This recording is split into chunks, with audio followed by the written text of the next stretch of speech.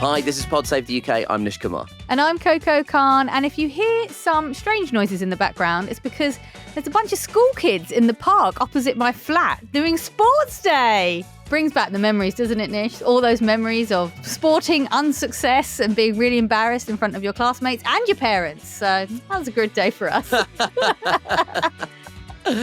Yeah, not some of my finest moments at school, I'll say, sports days. It was not my time to shine.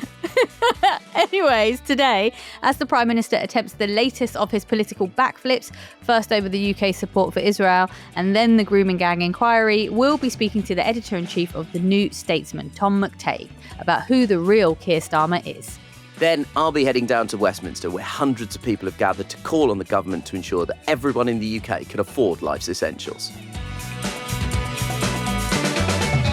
Nearly 1 year into government, Prime Minister Sir Keir Starmer remains something of an enigma. He's seen by many on the right as a secret radical and to many on the left as someone who's trying to out-reform reform. On the world stage, his reviews are positive. He's nailed down trade deals with leaders from around the world. He's garnered praise as a diplomat and peacemaker for his role in tempering Trump. But domestically, voters aren't all too convinced about his leadership. He promises change and respect for the working people, but the public aren't buying it. Polls are in the toilet after upsetting the country multiple times over his dour telling of the economic situation, his Island of Strangers speech, and the government's sweeping reforms to benefits, to name just a few of the moments of political turmoil. But realistically, we are 4 years away from the next general election. So in some ways, the polls are the least of Keir Starmer's concerns, and he should be focused on the here and now, because tension is ratcheting up as the fires of war burn in the Middle East, the global economic outlook remains grim, and backbench rebellions brew, all while the false promises of the populist right win over the public.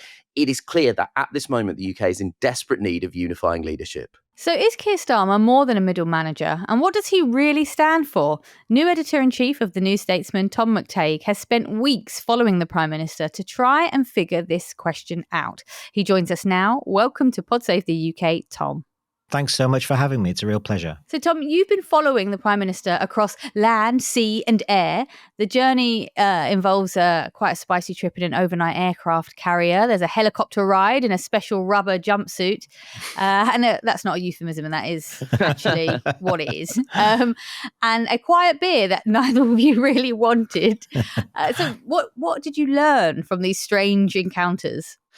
Yeah, in one sense, I remember going through these series of trips with him, 4 in total, and thinking to myself, God, am I getting anywhere with him? You know, am I managing to peel any of those layers off so that I can sort of find something real, something true, something that the country out there doesn't already know? I once covered Boris Johnson, and you could at least write about the kind of flamboyant character, and that would get you through a few pages before you kind of dug in and got the real Boris Johnson. But with Keir, I think what I found was when he was sort of switched on and in the middle of the day, he was so on that you couldn't penetrate, you couldn't get anywhere with him. He'd just give you the same sort of answers that he'd give to anyone. And it was only really when you kind of got him out of that world, when you maybe talked to him at the end of the day or over a beer, as you say, that neither of us wanted, and you were able to sort of ask him about something that was nothing to do with politics, about his family or the way he was brought up or the way he thinks about the world, that's when you started to get somewhere, I think. And with him, the sense that I got was he's a man who sees himself as a very normal man who tries to address individual problems in what he would see as a kind of normal and decent manner, engaging with people on a one-to-one basis and trying to fix their problems in a way that he has always done throughout his career, as if he's kind of prosecuting an individual case in court. But then when you try to get him to think about things sort of beyond that, systemically, structurally, why is it that we have all of these cases? Why is it that the country feels the way it does, the way that you two described at the beginning there? That's when I think he struggles. To some extent, I'm not even sure he does think in those sort of grander systemic terms. He just prefers to look at everything individually. As we record on Tuesday morning, the very real prospect of all-out war in the Middle East is dominating the news. So on Friday, Israel launched a surprise attack on Iran, followed by days of escalating strikes on both sides, with numerous people killed and hundreds more injured. Starmer has refused to rule out defending Israel and is sending jets to the Middle East, when a week ago the government was actually sanctioning ministers from the Israeli government. We talked a little bit about how he struggles maybe to articulate his vision for the country and the United Kingdom, and how he's struggling to get that across. In terms of his foreign policy philosophy, what's your perspective on that? I think this is a fascinating question, because part of the profile was giving him the chance to tell the country what he is trying to do in power, because that is one of the criticisms of this government, that we're a year in, as you say, and in one sense, we don't know what they're trying to do. What's the big picture here? What is it that they think is principally gone wrong in the country and the world? And therefore, what is it trying to do to fix that? And then I pushed him on this and I pushed him on it. And ultimately, he didn't have clear answers until I got to the point where I said, you don't think the country is fundamentally broken. You don't think the model of the country is broken. You just think it's been let down by a series of bad prime ministers who have effectively managed the situation badly. And he replied, yeah, you're right. That's what he believes at his core, that there isn't anything fundamentally wrong with the system that we have, whether domestic or international, that needs to be upended. And so what he says is that he wants to mend it, to sort of fix it through sensible decisions, individual decisions. So whether that's the economy in Britain doesn't need to be fundamentally changed. Public services, there's nothing wrong with the essential models that we have for the NHS, for schools, etc. And then internationally, he wants to bind the United States into NATO and Europe's defense. He doesn't want to use Donald Trump as a sort of a moment to realize some kind of different foreign policy. And I think once you start to think about Starmer in that kind of small c conservative way, a lot of it becomes clear what's going on. So in Israel, the position that he is taking is the position that every British government has taken basically forever, which is increasing criticism in relation to sort of certain actions that Israel has taken. But ultimately, it's this same phrase that Israel has the right to defend itself. They are a core ally of the United Kingdom and the Western world, and we will defend it. And that is what basically Starmer believes. He doesn't want to upend anything about Britain's place in the world, NATO, the G7, relations with Europe, relations with the United States. And I think that lies at the core of how he's responding to this crisis. Is that not a fundamental failing of him as a politician in some ways? Because if you look at the 21st century, the global order is sort of collapsing as these kind of despots rise, whether it's Orban, Putin, or Netanyahu. These people sort of are almost openly hostile to the concept of liberal democracy start rising to positions of power. We have the US and the UK engaged in regime change driven wars in Iraq and Afghanistan. That, you know, there's so much blood has been spilled in Afghanistan, and the status quo at the start of the century has been maintained. The Taliban is in charge of that country. Plus, with the sort of post-2008 economic systems have shown that kind of third way model of public spending through tax receipts generated by light to no regulation of the financial sector isn't sufficient to manage these kind of supranational mega corporations. Is Starmer's reading of the situation not fundamentally the key problem with him as a politician in this exact time? He would have been a phenomenal leader of the Labour Party in 1997. He would have been a phenomenal prime minister of this country in 1997, much as I wish it was still 1997, because I'd be, 12 years old and have hope in my eyes and considerably less grey hair. That's wishing that was so is not going to make it the case. Have you not highlighted the fundamental problem with him as a politician? Well, look, I think that is one of the central questions, which lies at the heart, I think, of this government and the judgment that it's making, why it's unpopular, and why the country feels so kind of fractious and on edge. Are we trying to maintain a system that is gone, that is broken, that is not coming back, can't come back. You cannot go back to a world pre-2007-8 where we could take the tax receipts from the City of London and redistribute them around the country in public spending. And that was the central political compromise that the entire sort of basis of Blairism, which Cameron tried to maintain in some form. It's gone. It's never coming back. You can't do it. And that sense of Starmer as a much less powerful figure on the world stage. One way of thinking about him, is he the first normal prime minister we have? He could be the prime minister of any country in Europe, normal, centrist, suited man who manages a mid-sized country. And perhaps that's what he is. He's like the first one to not try to look back to some great power days, and all of those prime ministers who had tried to go back to that world have just failed, Tony Blair and Boris Johnson or even Liz Truss, explodes in their face. Or is he, this is a more sort of worrying question, I guess. Is he the last normal prime minister, the last one of a kind of failing order? The one who is understandable to us in 1997 terms, the one who sort of still believes in that world. And when he fails, because he has fundamentally got that question wrong, that it's not possible to recreate that order or to save it or to mend it in any sense. If he gets that wrong, then there'll be somebody coming in next who will blow it up because they don't believe in it. If the latter analysis is right, then we can see who's coming. We can see that it's Nigel Farage or, let's say, Robert Jenrick and the Conservative Party. And they're quite clear, aren't they, that the current system has failed.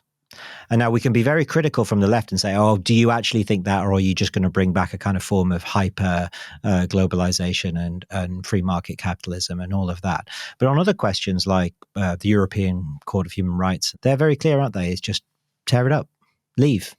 It's gone. It's broken. And that's, I think, the fundamental question here with Keir Starmer. The sort of constant spectre through all of this is the threat of the far right and how Starmer is trying to manage that. And a huge news story over the weekend that happened here was a very politically loaded backflip that various people observing the situation might say is an attempt that Starmer is making to head off criticism from the hard right. So it involves Baroness Louise Casey's review into child sex abuse gangs, which recommended a full national inquiry, a recommendation that the government has accepted. So previously, Starmer has argued that the issue had already been examined in a 7-year inquiry, and the best action was to action the recommendations of that inquiry that had been sat on by the previous government. And Starmer had, in fact, sort of been very, very critical of politicians that he perceived were pandering to the far right by demanding another inquiry. Casey's review highlighted critical failings in the collection of data around ethnicity of offenders, and that has been one of the driving forces behind her recommendation of a national inquiry. So when announcing her findings, Casey said that instead of examining whether there is disproportionality in ethnicity or cultural factors at play in certain types of offending, we found many examples of organisations avoiding the topic altogether for fear of appearing racist, raising community tensions, or causing community cohesion problems. She also noted that the system claims there is an overwhelming problem with white perpetrators when that can't be proved due to the lack of collection of the ethnicity of the offenders. It's so important to note in the middle of all of this conversation that Richard Fuchs is the director of Hydrant, who did a kind of massive investigation into this, said that the offenders broadly reflect the ethnic mix of the UK population, and that in general terms, what we see across all group-based offending is that no particular ethnicity stands out based on population data. Now, despite all of that, there's been a huge amount of frothing at the mouth from the usual suspects around this and demanding a sort of new inquiry. And Elon Musk picked up on it earlier this year. So, Tom, what's your read on why Starmer has changed his tune on this particular subject and gone from saying that politicians demanding a new inquiry were pandering to the hard right to actually now suggesting that there will be a follow-up inquiry? I mean, he had no choice. You cannot have Baroness Casey coming back with such stark findings and to then ignore the sort of central recommendation in her report. This goes to the heart of a problem that Starmer has, and it's a repeating problem for him. He is now having a reputation for U-turning on decisions, whether it's, winter fuel or on this. It's a thing that's starting to be picked up by the press, by the public, by his own MPs. And I think the problem that I have with this is that I've spoken to people very close to Keir Starmer months ago. They spoke in powerful, emotional terms about the sort of trauma of what happened to these girls and the failures of the system. And they were totally aware of how scandalous it was. And they would have been telling the Prime Minister this. And he has got himself into a position where he had just, dismissed this as pandering to the far right. He should have known that he's going to have to U-turn on this. And yet he's been 9 months in the making. It just seems, even if you put aside questions of sort of morality on this, it's just politically absurd what he has done. And I think it comes back to another fundamental problem, I think, that he has. He increasingly relies on other people to create a cover for his own changes of direction. So again, you could say about on gender with the Supreme Court ruling. We don't know what he really thinks about it. We just know that it wasn't until the courts changed the guidance that he changed. So it's not that he's like leading on a moral question. I mean, he could change the law if he doesn't agree with the Supreme Court. He could change the law and say, no, I don't agree with this, actually. And I'm the Prime Minister and I'm going to take a moral stance and lead on this. Or he could say that about grooming gangs. He could have led the way in either direction. We're not really being given this clear articulation of what he thinks about any number of subjects. And we kind of drift until somebody else intervenes, whether it's Baroness Casey or the Supreme Court or whatever it is. And so we have a kind of government by Baroness Casey. I mean, that's a kind of crazy place to be, I think. And do you think it has to be Starmer who fills that void? Could it be Rayner? Could it be Miliband? Could it be other ministers that give you a sense of the Labour government as a whole? Or must it be Keir Starmer? Must it be the Prime Minister? I think I'm really interested by that idea, because I think if he's somebody who sees himself in this kind of managerial role, surely it would benefit him to have more forward-facing ministers. He's assembled a sort of Lincoln-like team of rivals that have different perspectives that like push him forward. Wouldn't it make sense to have more of those ministers be quite front-footed on individual issues? But then does that undermine his authority as Prime Minister? Wouldn't it make more sense for him to make more of someone like Angela Rayner or more of someone like Ed Miliband?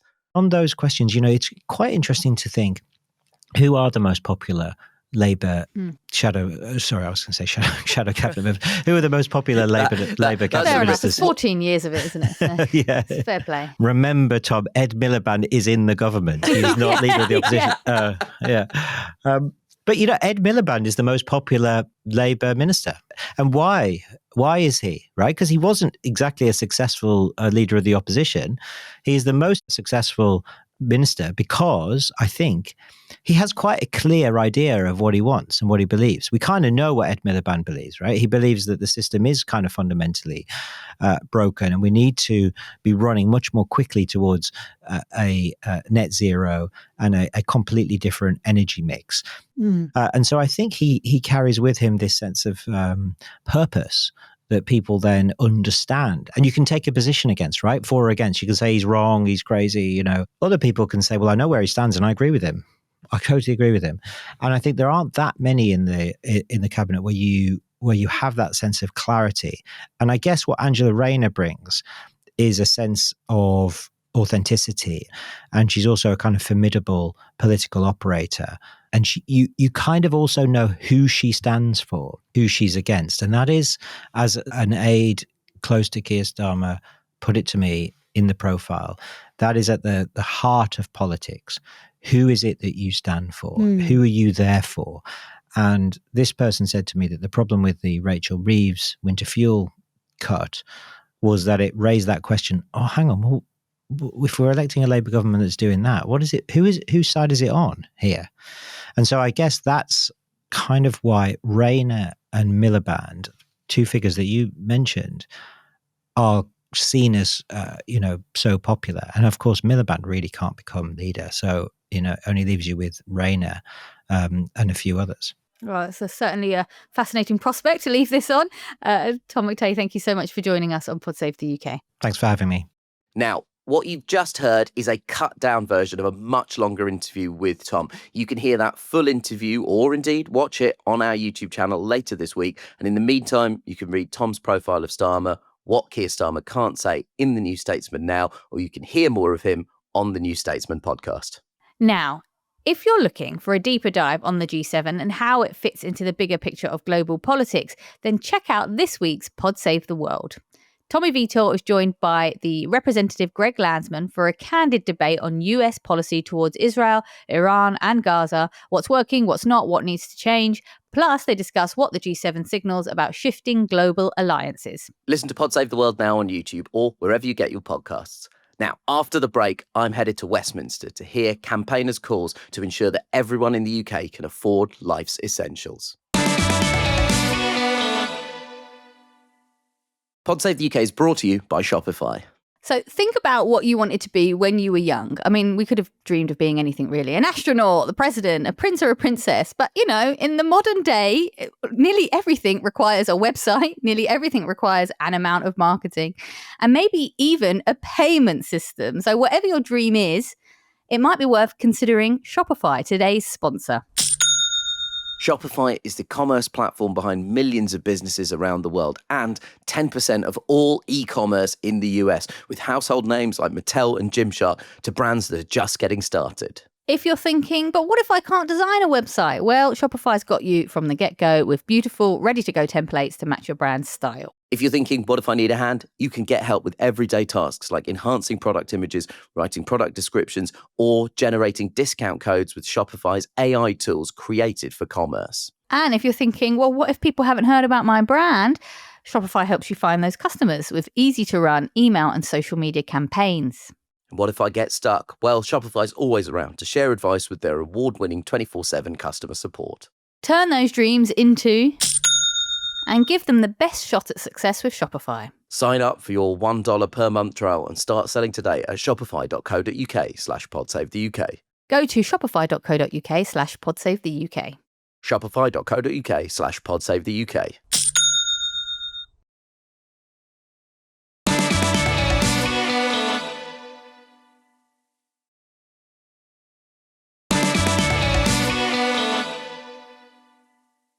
Hello, we're here on Parliament Square, stood right in the shadow of the Houses of Parliament. Not enough in the shadow for my liking. It is a hot day, and I'll be honest with you, I am sweating from my breasts. The reason that we're here is we're taking part in a historic day. About 700 people have come down who volunteer at food banks across the country, and also some people that are actually having lived experience of using food banks to try and pressure the government over these round of new welfare cuts that they're proposing. I'm here with Emma, the CEO of the Trussell Trust. Emma, we hear things like food bank use is skyrocketing. What are the reality of some of the numbers on this issue? Yeah. So we know from our research that 9.3 million people, including 3 million children, are facing hunger and hardship. The kind of level of hardship that means you're having to come to a food bank because you simply don't have enough money for the essentials like food, like heating bills, those key essentials that we all need to survive. And food banks for years now, and increasingly, are seeing people coming to them and they're holding people in that situation, trying to provide emergency support. But we need our government now to play their part to tackle the underlying reason why we're seeing so many people come to our food banks. And what are you calling for the government specifically to do with this essentials guarantee? So the essentials guarantee is really simple. It's about saying, at the very least, our universal credit, so our social security system, which should be there to protect us all, should cover the cost of essentials. At the moment it's not, which is why we're seeing so many people relying on food banks to get by. So we're asking them to take steps towards making sure that we can guarantee people's our essentials, that the level at which we pay our social security is enough to cover food, essential heating bills, essential travel costs, those core essentials we all need to get by. Today in Parliament, a bill starts to go through Parliament that will see £7 billion worth of cuts to disabled people's social security, when we know that 3 in 4 people who are coming to food banks are disabled. We feel that this is so important and cannot continue, so we've all come together, even though people are really busy. What they're having to leave behind at food banks to come here, but this feels so important because they want to make sure that their MPs really understand the reality for people on the front line. So there's 2 kind of objectives really with this. One is to vote, essentially pressure MPs to try and vote down this bill, to stop this new package of cuts that's particularly going to affect the disabled community in this country. And 2 is to kind of get them not only to reverse those cuts, but to actually increase the provision of universal credit so it covers these specific essentials. Absolutely. We're asking them to look for independent advice on the level at which universal credit needs to be set in order to cover the cost of essentials, and then set it there, or at least be moving us towards that. They've taken steps saying they'll increase universal credit from 2029 by £5 a week. Let's do that now. We know it's not meeting the cost of essentials now. Let's take that step earlier in April 2026. I'm here with Brian Leishman, the hottest man in Westminster. Shirt, tie. Well, I think at least the hottest man in Westminster, London, Europe, possibly Northern Hemisphere. I think my first private member's bill has got to be relaxing the dress code in Westminster. Brian, talk to us about what's going on today. This is a huge day. This is the first reading of this bill, right? It is, yes, and it's diabolical welfare reforms that the government have put forward. The sort of reforms that, to be honest, are going to impoverish so many people across the country. When we think about perhaps 1.2 million people losing their eligibility for PIP, that is a disgrace. That's personal independence payments, right? That's exactly it. Yeah, that's the sort of payments that, to be honest, are genuinely life-saving for people. And we hear, statistics in the press, and we talk a lot on the shows about the various statistics, but you're a member of Parliament, you're hearing directly from your constituents. What are you hearing from your constituents about food bank usage? Oh, my inbox issue is absolutely inundated with people that are struggling, because what we've seen over the last 14 years has been chronic austerity. The sort of policy that has been designed to make people poorer and basically make people and communities all across the United Kingdom worse off. Food bank usage has escalated dramatically, and we've got to basically address the real reason as to why that's happened. I mean, we kept hearing during the election campaign, no return to austerity, no return to austerity. This feels a lot like a return to austerity. Well, I'll be honest with you, there's no way it can be sold as an end to austerity when you're cutting £5 billion from some of the most disadvantaged and vulnerable people in our society. What we've got to do, what every Labour government should do, is we should be trying to alleviate poverty, lift people out of poverty, not put people in. You said you're going to vote against this bill. Absolutely. Do you have a sense of the number of Labour MPs that are also going to be rebelling on this? When I speak to other Labour MPs, there is a good amount of us. There is a good amount of us that still cherish and hold so dear the real founding principles and the values of the Labour Party. And those founding principles are social justice, equality, building a society that looks after the most disadvantaged and vulnerable. That's why I joined the Labour Party, that's why I became a Labour councillor, and that's why I ran for Parliament to become a Labour MP. And there will be some serious pressure being exerted behind the scenes on MPs. Are you worried about the threat of deselection? I'm worried about doing the right thing, and I'm worried about being a good constituency MP. There were so many people that voted for me, there were so many people that didn't vote for me. But whether they voted for me or they didn't vote for me, they wanted a member of Parliament that was going to come down to Westminster and represent their interests. And that's what I'm doing. I am not the Labour Member of Parliament for Alloa and Grangemouth to impoverish people. I want to improve things for my community. I'm here with Green MP Siân Berry. Siân, what are your constituents telling you about food bank usage? Brighton's got an incredible community of people who've sprung up right through austerity to put together food networks, food co-ops. There are traditional food banks as well, all over the city. It's a real partnership with everybody, and all they're telling me is how much demand is going up, how many more people are needing to use this, and the fears they're hearing about these cuts to benefits that are coming forwards as well. Things are bad enough already after all the years of austerity, and they just don't want to see it get any worse. Why do you think that there's a unwillingness to engage with this issue so far from the Labour front bench? We should make a distinction between the front benchers and the back benchers here, right? That is absolutely correct. And I think the whole cabinet is being led by a big spreadsheet at the moment. They've all been given numbers that they need to cut out of their budgets. And if you are Liz Kendall in the DWP, you're being asked to do harm, and the Treasury is not accepting that. And how much are you in communication with Labour MPs? Because we often see, especially around election time, there being soft cooperation happening on the right of the political spectrum. How much cooperation is going on between you guys and Labour backbenchers who are thinking of rebelling and the Liberal Democrats? Is there cross-party conversations that are happening? There are a lot of those, and I wrote to every single Labour MP saying, please vote against these cuts, please make a commitment, we can change course. I think more and more Labour MPs are expressing in private their dissatisfaction, their worries about this, not just their political worries, but their genuine worries for constituents. We're all hearing from hundreds of constituents every week about these issues, and no MP can ignore that kind of outcry. So I'm now going to go and do what I came down here to do, which is host the welcome event for the mass lobby. Let's go do it. I am delighted to introduce our MC for the morning, comedian, TV and podcast host, and Russell supporter, Nish Kumar. It's an absolute pleasure and an honour to be here. Firstly, I thought it would be disrespectful for me to be in front of you all in a t-shirt. I apologise if I begin perspiring from my breasts. So, most people living in this country want a social security system that is fit for purpose, and like our NHS is available to every single person that needs it in this country. That is why we are here today. So I just hosted the welcome event for the lobby day. It was an incredibly inspiring thing. They had 3 people up there from the Essential Voices group, which is a group of people with lived experience of living on universal credit and benefits, who talks us through what it's like on a day-to-day, week-to-week basis for them. We're now going to go and speak to a few more people from that group right now. I'm here with John. John, thanks for talking to me. Why have you come down today? We are lobbying our MPs to go into the Essentials campaign and using my own experience of using the food bank.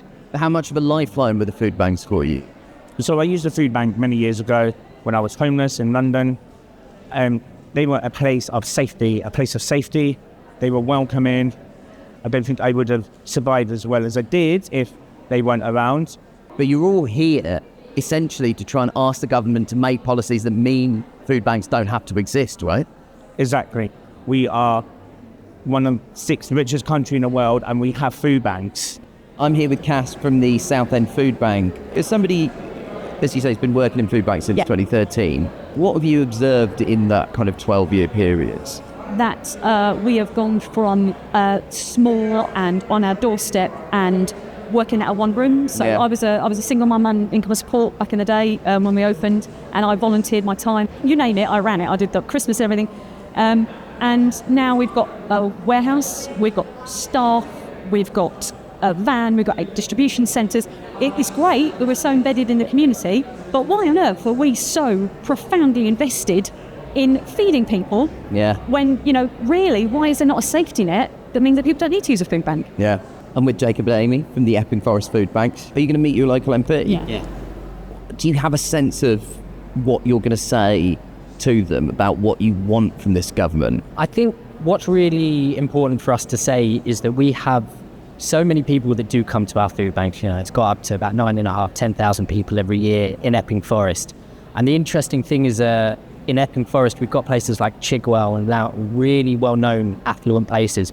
So people don't think that we have the needs, and that includes our MP, because it's not always the priority for the area. So it's really important for us to come and speak up for the people that are in need. What would you like to see as a kind of policy change? What would you like to see the government be doing at this moment? Wow, that's a long list. But, essentially it is to make sure that universal credit is livable. Yeah. It's not livable. It never has been livable. And so now they have the opportunity to make that right for over 9 million people. I'm here with Wayne. We should really stress what we're talking about with the essentials is it's not frippery, it's not luxury. It's things like soap and toothpaste. No, absolutely. And I mean, I meet a lot of people, unfortunately, who are at the point of crisis. I often say to people, you know, with the best will in the world, I hope we never meet again. By which I mean that I hope that they can go on to have far more fulfilling experiences than the crisis of coming to a food bank. So yes, this campaign, you know, given that inflation has risen, given that there is a very real need for people to have more money in their pocket to be able to afford the very basics of life, then yes, 100%. It's a very simple request. And to be honest, it's kind of crazy that we're even standing here talking about it needing to happen, that it isn't just automatically something that's already happened. I'm with Helen Bernard from the Trussell Trust and former guest on PS UK. Welcome back. Thanks for being here. It's been such an inspiring and moving day listening to people talk about what the Essentials Guarantee would mean. From a policy perspective, what's a policy that you'd like the government to design to help maintain this kind of Essentials Guarantee? Well, at the moment, universal credit is not set with any reference to how much essentials actually cost, which is extraordinary. So what we want is for the government to bring in legislation that would say there will be an independent body that will assess what is the amount that you need to cover just your bare essentials. They would then use that to help decide what level universal credit is set at. It seems unfathomable that the figure for universal credit would essentially, I mean, is it just sort of plucked out of thin air? I don't really understand how you arrive at that figure without having an independent panel that tells you what people actually need on a week-to-week basis to survive. Yeah, I mean, it is extraordinary. I mean, it's been that way for decades. It's been that way from the beginning, that benefits were never set with reference to how much does stuff cost people. But how does that... So you does that work? I know. So basically, every year you have a political debate about how much to raise it. Is it with inflation? Is it a bit more than inflation? Is it freezing it? We had at one point a 4-year freeze in universal credit while prices were going up. But it means every year it's basically a political football. Yeah. And it doesn't have any connection to the reality on the ground. I mean, what food banks and people who are experiencing severe hardship are telling us today, it's not connected to that at all, which, you're right, is crazy and is extraordinary. So great to hear from people with lived experience of both being on universal credit and also volunteering at food banks. Now we're actually going to go back to Parliament to speak to another MP. I'm very excited to be here with Wendy Chamberlain, Lib Dem MP and chairperson of the all-parliamentary group on ending food banks. Is that the official title? Yeah, ending the need for food banks. Need to be really clear about that, because I have had constituents who say the food bank does so much good work, it's really important in the community. It's ending the need for food banks, and specifically there's emergency food distribution that Trussell obviously leads in terms of number of food banks. There's a huge amount of public support for a version of the Essentials Guarantee that Trussell are calling for. Why is that not translated into political will so far? I think just because historically the benefit system has not been set up to look at what a sufficiency looks like. It's been set up as, arbitrary in numbers, and then we increase them every year. And what we have seen, and the food bank use was going up from 2016 onwards before COVID, is what we're seeing is with the cost of living, the increases that we've seen in housing, the insecurity of housing, employment, etc., means that the benefit increases have just not kept up with the actual cost of living, and that's what surely sufficiency is about. People who listen to the show will know that I'm very happy to showcase my ignorance as often as possible, but I must confess I was completely shocked by the idea that the figure around universal credit is not particularly based on specific consultation about need, and it's been linked to inflation, which again, as we know, it hasn't. Prices on, gas bills, electricity bills, your weekly shop, that has been increasing way out of step with inflation. Wages have stagnated in the last 17 years. That's baffling, right? That's not a situation that can continue. No, I don't think it can. I mean, certainly when I'm speaking to constituents or organisations like, Citizens Advice in my constituency, people are coming to them in crisis and they're already in negative budgets. And then at the moment, we've got some transition activity around, people on legacy benefits moving on to universal credit, where the 5-week wait means that we're putting them even more into distress. Yeah. They've then got rent arrears with the council, and that just makes things really, really challenging. And in terms of food banks, the data is there that when the £20 uplift happened during COVID, demand for food bank use went down. Yeah. So let's not pretend that people are on benefits and utilising that money in a not thoughtful or planned way. They are doing it to manage the essentials. So it's something that I think the public want. It's something that if we examine the sector and the numbers and data, we can see that it would make a tangible benefit to people's lives. So is there political will for something like this to happen? I think there has been, and in this Parliament, obviously, big Labour majority, lots of interest from Labour MPs, and indeed we've already had a government minister in to see the group. But the £22 billion black hole seems to be some of the challenge. But let's be honest, it's going to cost a lot of money, and we've got a government that says that there isn't a lot to go round. I mean, we're not talking about a partisan thing here. You sit on an all-parliamentary group, you're working with MPs from totally across the political spectrum. Do you think that there is enough will to get an essentials guarantee, to get enshrined in law that benefits will be tied to recommendations from an independent body of experts? I'd like to think longer term that has got to be the aspiration, but I think if I'm quite honest that at the moment that doesn't look like something that's on the table. But certainly, that is the whole point of those all-party groups, is to pull people from different parties where there are common interests to try and work towards that. And I would hope, the Deputy Prime Minister stood up at questions today and said that they're the party of work and the party of welfare. Yeah. I can only hope that they continue to engage with APPG and the other opposition parties on stuff like social care in the way that they've said that they will do. What are you going to be saying to people today? You understand the need for it, given what you're doing on a day-to-day basis, but also you understand the political reality means you believe that there's a chance that this isn't going to go through in the short term. What's your message for these campaigners that come out in such strong numbers today?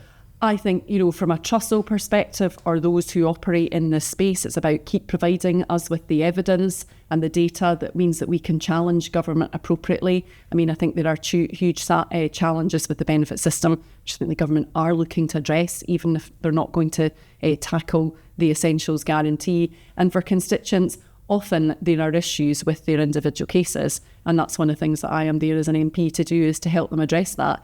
Just recently I had a constituent who we got £11,000 back from the DWP for benefits. That's life-changing for that family. So, for people who are not empowered to be able to challenge themselves, that's exactly what I see my role as an MP to be there to do. Look, it's been an incredible day. I found it so powerful to meet people talking about their lived experience of what it's like to use food banks or to be on benefits, and so inspiring how many people volunteer for food banks and have then taken time out of their lives even further to come down to participate in this mass lobby.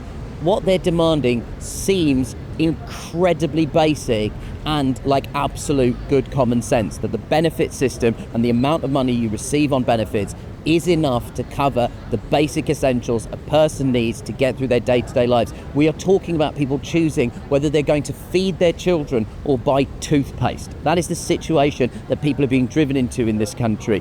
It is absolutely illogical that the amount of money that people get from the benefit system is a figure that's essentially selected arbitrarily and is linked to inflation when the cost of living is increasing at a pace that cannot keep pace with inflation. So we're in a situation where we know what the situation is, we know what needs to be done. It was really exciting to meet someone like Wendy Chamberlain, who is chairing an all-party parliamentary group, working with people from different political parties to get this legislation across the line. But as often happens, when you actually get to the grinding reality of this vote, even she's concerned that there is not enough political will in order to get this over the line. So what I would say is that it's still incumbent on all of us to keep writing to your MPs, keep emailing your MPs, keep up the pressure on them. What the Trussell Trust and the Joseph Rowntree Foundation are demanding is common sense, and I'm afraid it's up to us as an active and engaged electorate to keep the pressure on the members of Parliament to get this over the line.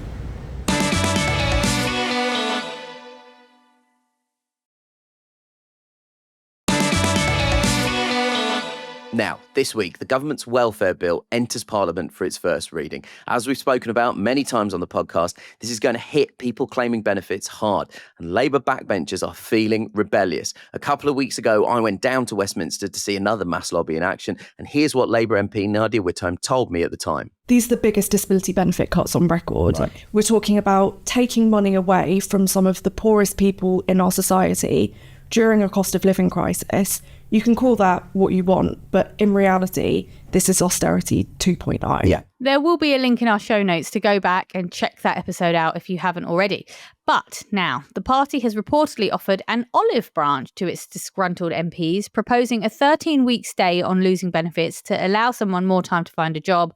There's also an increase on the 4 weeks initially pitched. But unsurprisingly, that doesn't seem to have changed many minds. Labour MP for Stroud, Dr Simon Ofer, told the BBC's Radio 4 Today programme that it doesn't change the basic fact that they're planning to cut disability payment to quite a lot of people, really. And a group of 15 Labour MPs attended a photo call on Tuesday to declare their steadfast opposition to the changes. And it's not just backbenchers that are up in arms about this. The Guardian reports that the government is poised for cabinet resignations if the bill goes ahead in its current form. They also report that it has been suggested to some MPs that the vote on the bill may be treated as a confidence issue, meaning that those MPs who choose to vote against it may be suspended or even deselected.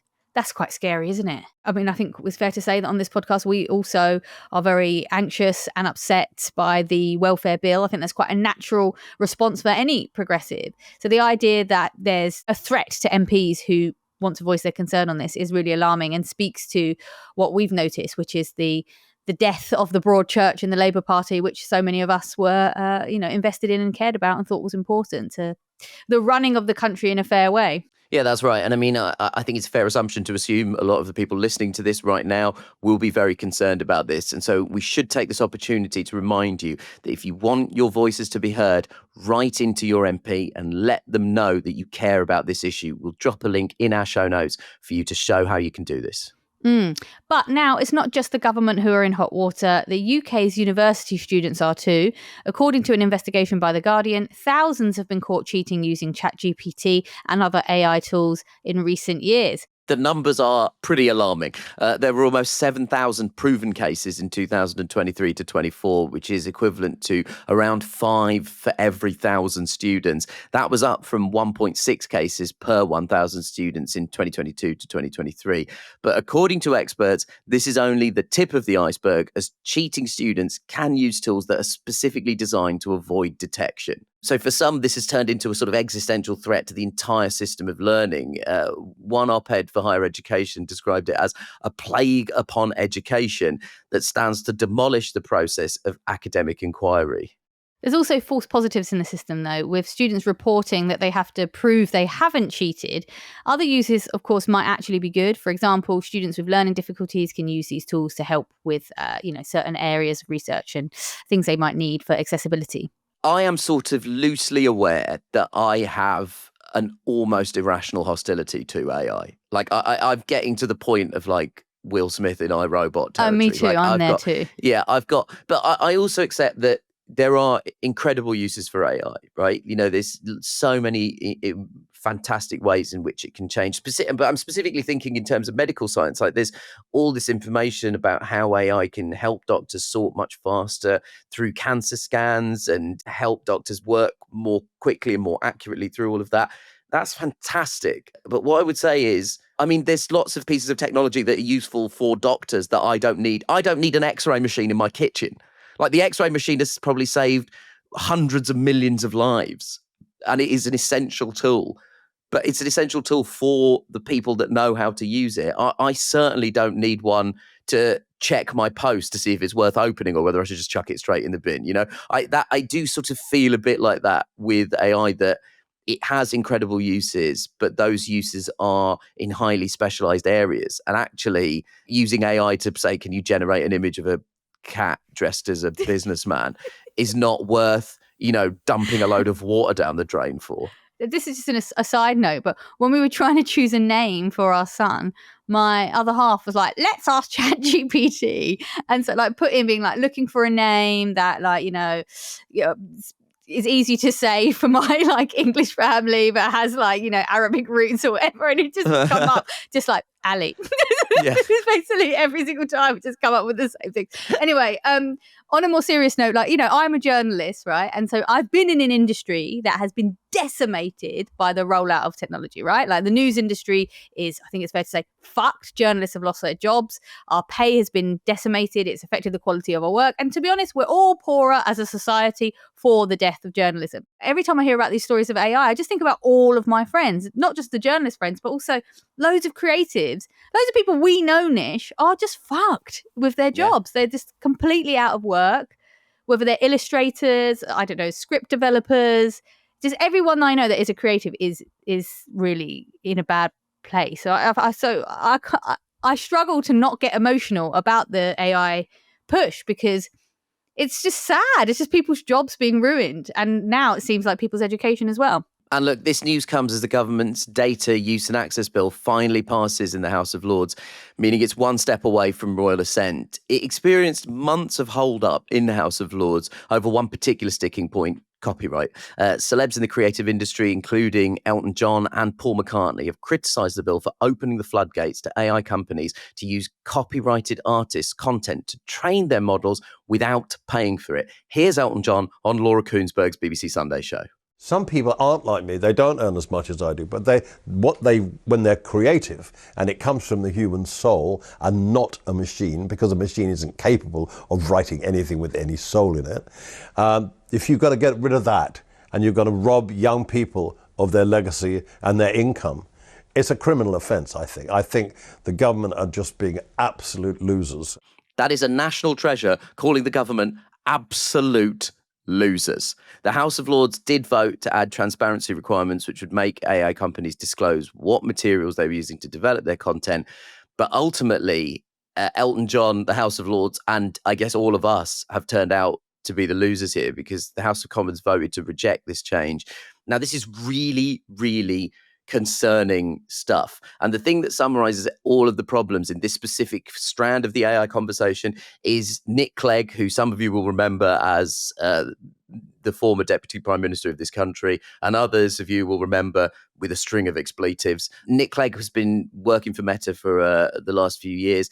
He's written a new book, and in an event promoting his new book, Nick Clegg actually essentially just articulated everything that we already think, which is these people are fundamentally criminals. Because Nick Clegg said that asking for global permission for rights owners to train models would basically kill the AI industry in this country overnight. He's essentially acknowledged that paying people for their work would make the AI industry fundamentally unworkable. Now, what I would say to you is that means that it is a fundamentally unworkable industry, okay? If paying people for their work means that it kills your entire industry, your industry is not a real industry. Like, it's so stupid. It's like saying that anti-theft laws have been stymieing the British highwayman industry. Like, we used to produce highwaymen on such volume. And now, because of our draconian laws making theft illegal, we are no longer able to produce them at the same rate as we used to. It's